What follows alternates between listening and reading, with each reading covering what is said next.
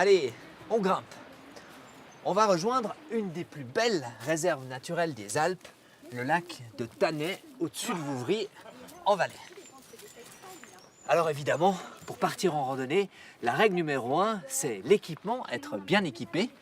Et qui dit bien équipé, dit évidemment bonnes chaussures.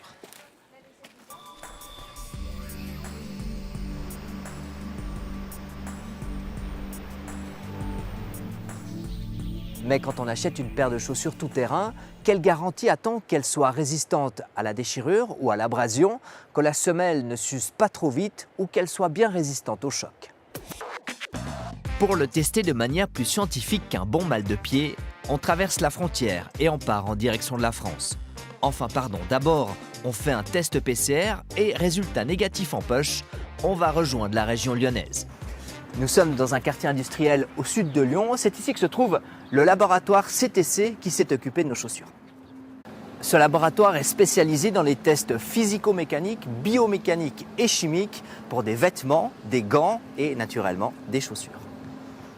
Nous avons soumis 8 paires de chaussures de randonnée, des modèles femmes, achetés dans des grandes surfaces en Suisse romande, à une ribambelle de tests pour évaluer la résistance de la chaussure, le confort et la conformité des matériaux. Nous sommes ici dans le laboratoire, c'est ici que les tests ont été réalisés. Et ce que je peux vous garantir, c'est que les chaussures ont été inspectées, usées, voire maltraitées pour le bien de nos consommateurs randonneurs. Alors je vous propose qu'on aille maintenant rejoindre en fait la personne qui s'est occupée de ces tests et qui est en train de préparer les chaussures. Monsieur Eric Serratrice, bonjour. Bonjour. Alors vous êtes technicien laboratoire ici au CTC. C'est ça. On a 8 paires de chaussures, 9 tests, on ne va pas tous les détailler. D'accord. Mais il y a la souplesse, il y a la résistance, il y a l'abrasion. Donc là, vous allez tester et l'intérieur et l'extérieur des chaussures. C'est ça. On va tester, alors par exemple, je vais prendre ce modèle-là pour la déchirure de la tige. Donc je vais prélever une partie de ce qu'on appelle la tige de la chaussure et à l'aide d'un porte-pièce sur une presse découpée. On va prendre les parties on verra après sur dynamomètre qu'on va venir déchirer, mesurer la force de déchirure. Donc si je vous comprends bien ici, on va tester quelle force il faut pour arriver à la déchirure du matériel. C'est ça. Vous avez des grosses variations de force selon les modèles? Ça dépend des matériaux, tout simplement. Mais vous avez des cuirs résistants, des cuirs peu résistants en général. Hein. Pareil pour des textiles, prenez un textile du style Kevlar, il sera beaucoup plus dur à déchirer qu'un coton de t-shirt basique. Voilà. On passe à présent au deuxième test, l'abrasion des semelles.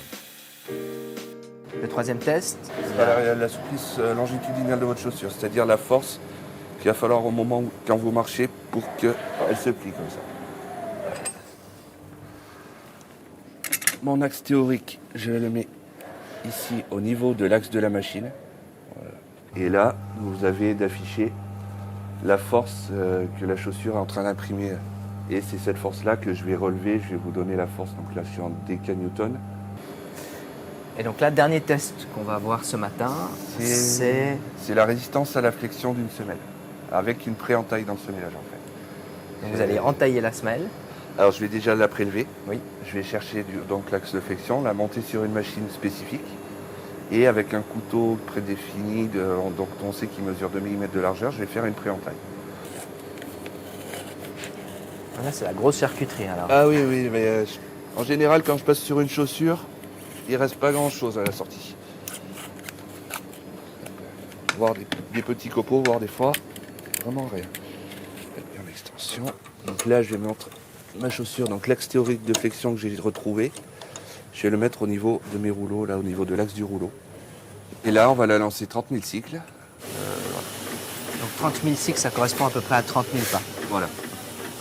En exagérant le trait, parce que là on va fait fléchir quand même de 90 degrés. Sachant que votre pied, vous ne le pliez jamais à angle droit.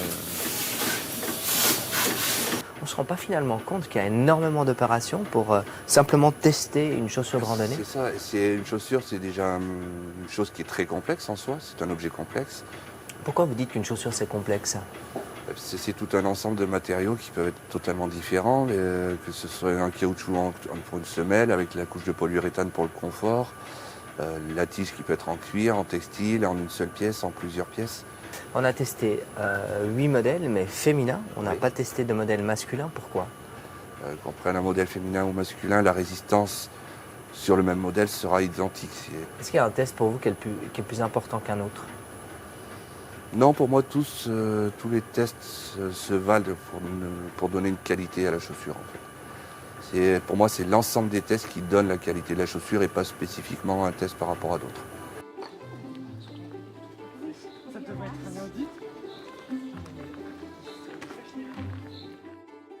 Bonsoir Stéphane Fontanet. Bonsoir François. Merci d'être avec nous dans cette belle nature. Ouais. Alors nos 8 paires de chaussures ont subi une semaine de tests intensifs et le verdict du labo a parlé.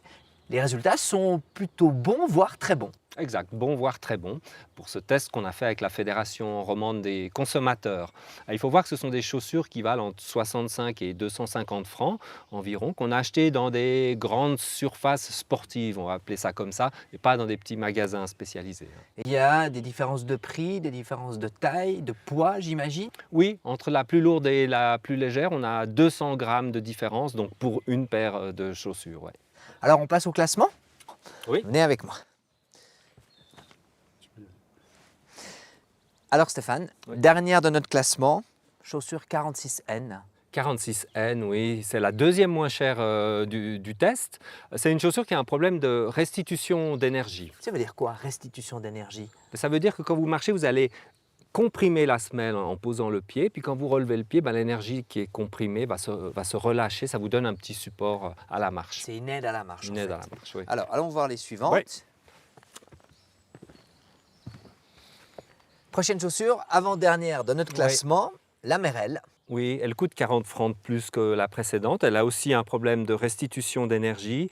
Et puis, elle a aussi un point faible, ce sont les collages. Ça veut dire le collage de la partie supérieure avec la partie intermédiaire et avec la semelle. Tout ça n'est pas extrêmement résistant selon le labo. Donc, elle s'est un peu décollée pendant les tests. Pendant les tests. D'accord.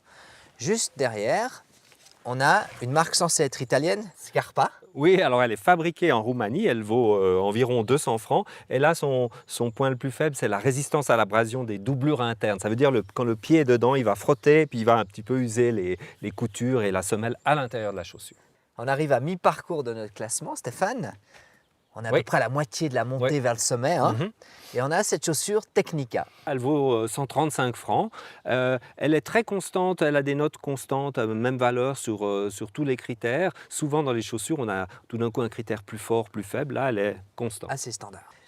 Derrière, on trouve cette chaussure de la marque Lova. Oui, c'est une chaussure qui coûte 239 francs. C'est la deuxième plus chère de notre panel de chaussures. Bonne résistance à l'abrasion de la semelle, donc extérieure. Troisième de notre classement, médaille de bronze, cette marque allemande Meindl. Et fabriquée en Allemagne, c'est 250 francs environ. Bonne restitution d'énergie et puis des collages très solides entre les différentes parties. C'est la plus chère du test. Oui, 249. On va aller sur le podium, un troisième de notre test. Et puis, donc on arrive dans le duo de tête, cette chaussure Salomon. Oui, alors elle est très bonne sur tous les critères et puis simplement bonne, j'ai envie de dire, sur la restitution de l'énergie, mais une très bonne chaussure. Et alors Stéphane, le vainqueur de notre test, c'est cette chaussure Quechua qui est aussi la moins chère. Oui, 65 francs, c'est une chaussure qui est fabriquée en Serbie, elle est très bonne sur tous les critères, avec une petite péjoration pour la résistance interne, l'abrasion donc de la semelle interne et puis des tissus avec le frottement du pied. Merci beaucoup Stéphane pour ces conseils très avisés et très utiles pour nos randonneurs.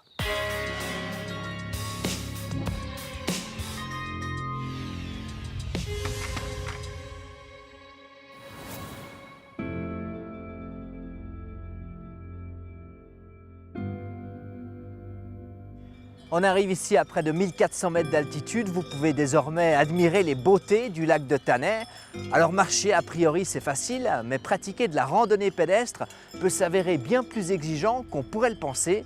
C'est même l'activité qui cause le plus d'accidents de montagne en Suisse. De quoi réfléchir sécurité avec notre prochain invité.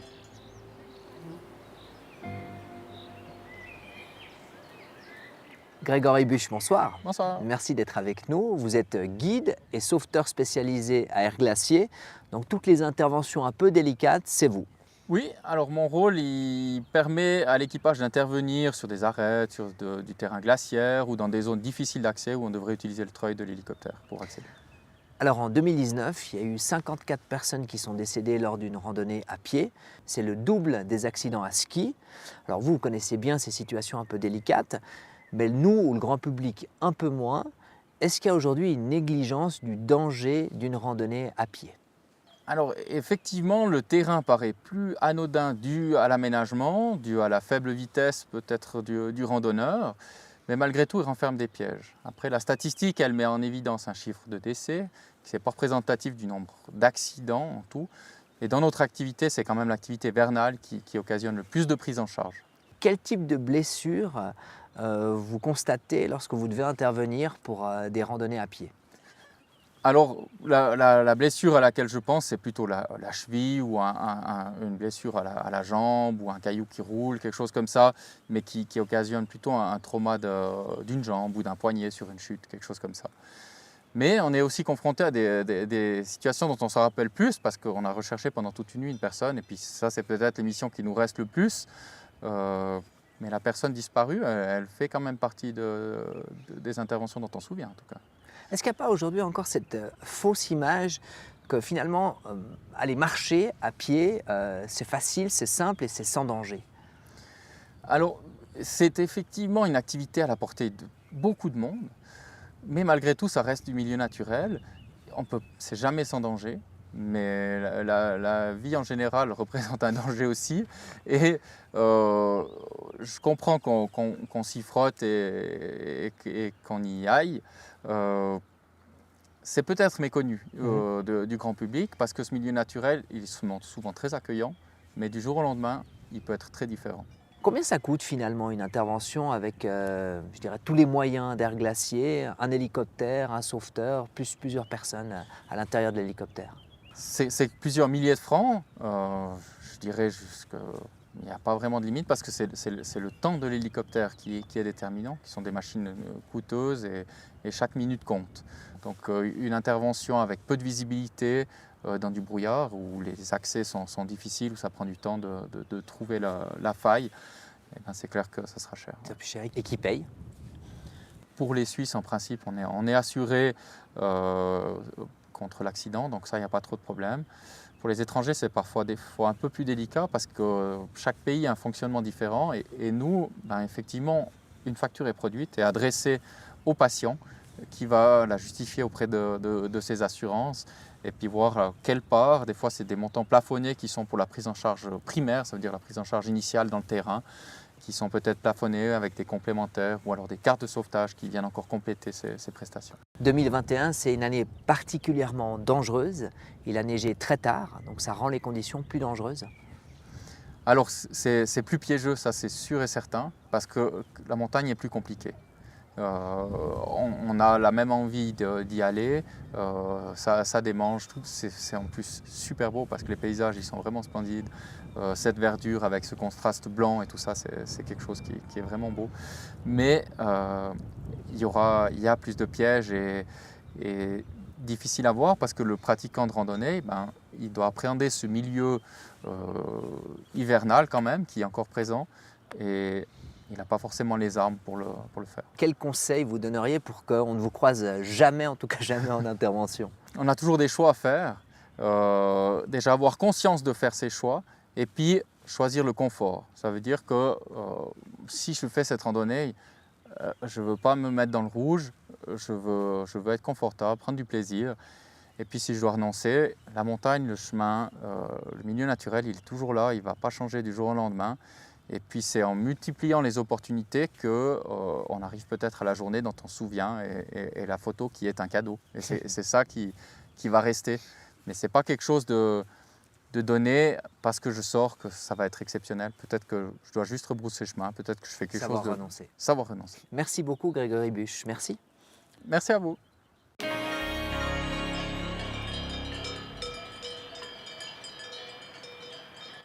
Selon les statistiques du Club alpin suisse, en 2019, ce sont près de 3000 personnes qui ont dû être secourues en montagne. Alors pour éviter que vous vous retrouviez dans ce panel, on vous propose quelques conseils du Bureau de prévention des accidents. Premier conseil, planifiez votre randonnée et évaluez votre temps nécessaire selon vos capacités.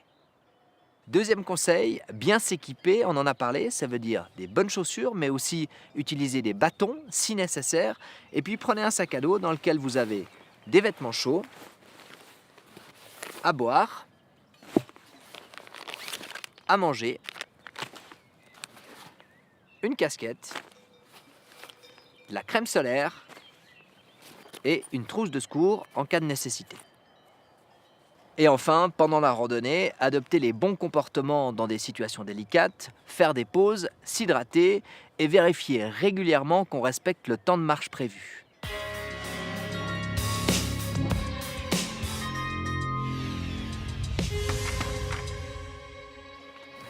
Une fois informé, on peut donc profiter de l'effort, puis de la nature et du calme. On pourrait même prolonger cet état de quiétude par une nuit à la belle étoile. Et pour cela, il faut un bon sac de couchage. Avec nos collègues de Kassensturz et de Bon à Savoir, on a testé 8 sacs de couchage. On a testé la qualité des matériaux, la chaleur et le confort. Exact, 8 sacs synthétiques, pas la moindre plume de canard dans ces sacs. Les matériaux, ça veut dire qu'on a testé l'étoffe extérieure, intérieure, est-ce qu'il y a des risques de déchirement, la glissière, est-ce qu'elle est facile à utiliser, notamment quand on est dans le sac, est-ce qu'on arrive à ressortir du sac ou est-ce que ça se coince, est-ce que la glissière se prend dans la doublure par exemple, ce qui peut S'ouvre toute seule aussi. Ou s'ouvre toute seule aussi. Et puis on a aussi bien sûr tester la capacité thermique de ces sacs, puisque sur ces produits, il est indiqué la zone d'utilisation de ces sacs et la saison. C'est des sacs qui vont du printemps à l'automne. Alors on a mesuré cette capacité thermique au labo, on a vérifié le confort, est-ce qu'on arrive à rentrer facilement dans ces sacs, est-ce qu'on peut se tourner sans que le sac nous suive, est-ce qu'aussi la température est bien répartie à l'intérieur, est-ce qu'on va avoir les pieds au chaud, les pieds au froid, etc. etc. Alors Stéphane, dans le détail, dernier du classement, ce sac de couchage Vaudet. Oui, alors ce sac de couchage, il obtient 4,1 sur 6 comme note, donc il est considéré comme satisfaisant. Son défaut, c'est la capacité thermique. Entre l'indication sur l'emballage et ce que le labo a mesuré, il y a 4 degrés de différence. Ce qui fait que si vous pensez pouvoir tenir à la fin de l'automne, ce sera peut-être plutôt à la fin de l'été que vous pourrez l'utiliser. Deuxième moins bon sac de couchage de notre test, c'est celui-là. Oui, c'est le Manor Sport. Il obtient 4,3 sur 6. Il est aussi satisfaisant. C'est plus un problème de tissu et de glissière qui ne sont pas tout à fait au bon niveau et qui coulent un petit peu la note. Alors on passe au suivant. Ce sac de couchage Jack Wolfskin. C'est le premier qui est bon. Il obtient 4,9 sur 6. 109 francs environ, il coûte. Très bonne isolation thermique. En milieu de classement, on trouve ce sac de couchage Deuter. Oui, c'est le deuxième plus cher, il coûte à peu près 120 francs. La qualité des matériaux est bonne. Quatrième de notre test, ce sac de couchage Mammouth. Oui, alors il est très bonne qualité des matériaux. Par contre, il est péjoré par son isolation thermique. Entre celle annoncée et celle mesurée, il y a 2 à 3 degrés de différence. Donc ne pas utiliser quand les nuits sont trop fraîches. Alors on arrive au trio de tête, Stéphane, avec ce sac de couchage-là, de la marque 46N. Il coûte à peu près 110 francs. Il obtient la note maximale pour l'isolation thermique. Il est bon, 5. Deuxième de notre test, et pourtant c'est le moins cher. Exact. Et il ne coûte que 30 francs. C'est le meilleur marché du test. Bon, il n'y a pas de place pour la tête. Et il a aussi une isolation thermique qui est parfaite. Et Stéphane, le meilleur sac de couchage de notre test, c'est celui-là. Oui, alors lui, il obtient 2 dixièmes de plus, 5,2 sur 6. Il coûte un peu moins de 70 francs, c'est le deuxième meilleur marché et il est bon à très bon sur tous les critères. Merci beaucoup pour ces explications. Maintenant, il va falloir les remballer. Oui. C'était aussi un critère. Tout à fait. Donc, je vous laisse faire, évidemment. Bonne soirée, merci. Bonne soirée.